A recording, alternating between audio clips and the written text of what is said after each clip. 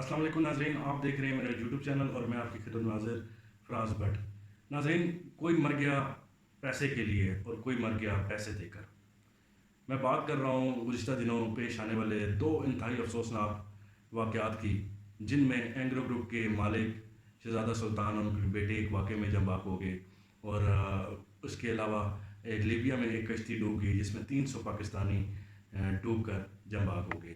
جس وقت یہ خبر آئی کہ لیبیا میں کشتی الٹ گئی ہے اور اس میں بے شمار لوگوں کی ہلاکت کی خبر سامنے آ رہی ہے، تو ہر آنکھ اکش بات تھی اور ہر کوئی پریشان تھا کہ یہ کون لوگ ہیں، کتنے لوگ مر گئے۔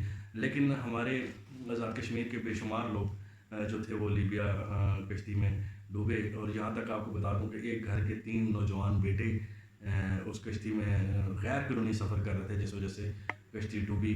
اور بعد میں یہ خبریں بھی آئی سامنے کہ کشتی ڈوبی نہیں، کوسٹ گارڈ نے کشتی کو ڈوبویا، خود جان بوجھ کے ان کے مرنے کا انتظار کیا گیا۔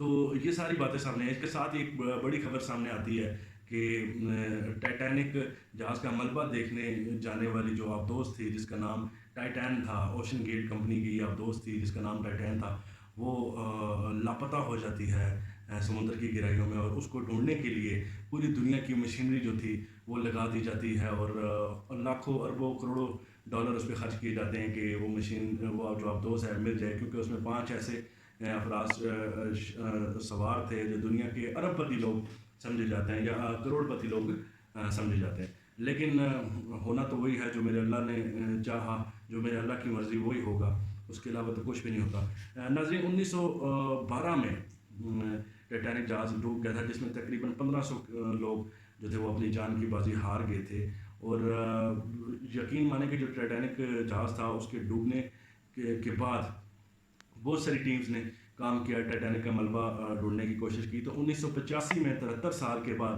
ٹائٹینک کا ملبہ ڈھونڈنے میں کچھ ٹیمیں کامیاب ہوئی۔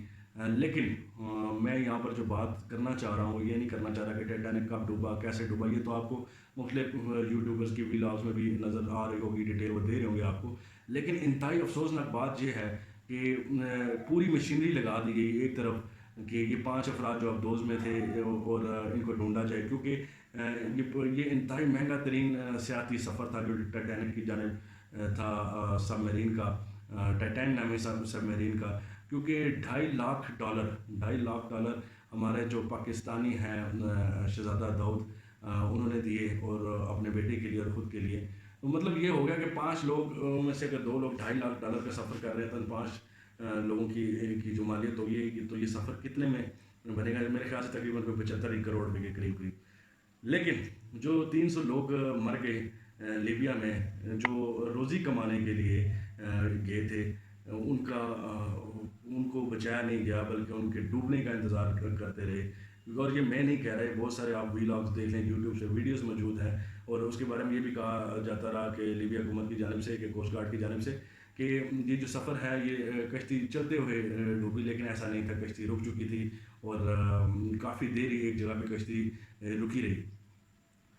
لیکن آج یہ ویلاگ میں نے بنایا اس لیے کہ ٹائٹینک نے 1912 سے لے کے اب تک ٹائٹینک کو ڈوبے 111 سال ہو گئے۔ ٹائٹینک نے 1496 زندگیاں پہلے نکل لی تھی، لیکن 5 زندگیاں اور نکل لی۔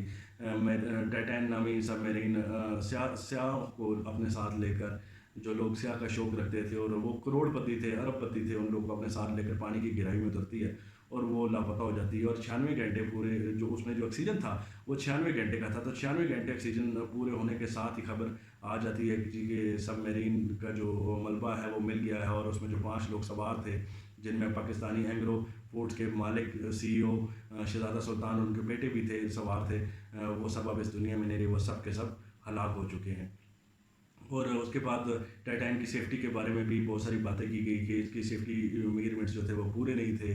ایسا کیسے ہو سکتا ہے؟ ایسا بالکل بھی نہیں ہو سکتا کہ اس کی سیفٹی میجرمنٹس پورے نہ ہوں، کیونکہ اس میں وہ انسان بھی سفر کر رہا تھا جس نے یہ ٹائٹین بنائی ہے، یہ آبدوز جس نے بنائی ہے وہ خود اس میں سفر کر رہا تھا۔ تو خود بتائیں کہ کیا جس انسان نے خود بنائی اور اسے پتہ ہو کہ اس کی سیفٹی میجرمنٹ جو ہے وہ پورے نہیں ہیں، کیا وہ خود اس میں سفر کرے گا؟ ایسا کچھ نہیں تھا۔ پھر ایک اور بات بھی سامنے آئی کہ اس میں جی پی ایس بھی جو تھا وہ اچھا والا نہیں تھا، وہ ایک بہت ہی ناقص کوالٹی کا تھا۔ پھر یہ بات بھی سامنے آئی کہ اس کو ایک پلے اسٹیشن کے جوائے اسٹک سے کنٹرول کیا جاتا ہے، ایک ریموٹ سے کنٹرول کیا جاتا ہے اتنی بڑی سب مرین کو.